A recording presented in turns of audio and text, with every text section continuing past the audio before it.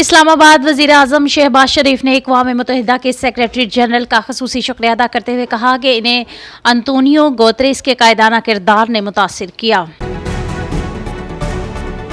وزیر اعلیٰ سندھ نے کہا ہے کہ بارشوں اور سیلاب سے متاثرہ لوگوں کی بحالی کا پروگرام بنا لیا ہے۔ متاثرہ لوگوں سے برسات کے پانی کو نکالنے میں 6 سے 3 ماہ لگ سکتے ہیں۔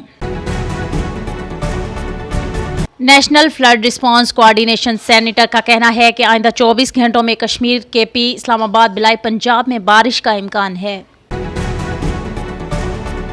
صوبہ سندھ کے کوٹری بیراج میں اونچے درجے کے سیلابی صورتحال برقرار ہے۔ کنٹرول روم کے مطابق پانی کی سطح میں مسلسل اضافہ ہو رہا ہے۔ ایشیا میں کرکٹ کا نیا سلطان کون؟ فائنل مارکا آج ہوگا۔ بابا قوم قائد اعظم محمد علی جناح کی 74ویں برسی آج ملک بھر میں انتہائی عقیدت و احترام کے ساتھ منائی جا رہی ہے۔ عوامی مسلم لیگ کے سربراہ شیخ رشید احمد نے کہا کہ امپورٹڈ حکومت نے عمران خان کی جیت کے ڈر سے 11 حلقوں میں انتخابات ملتوی کروا دیے۔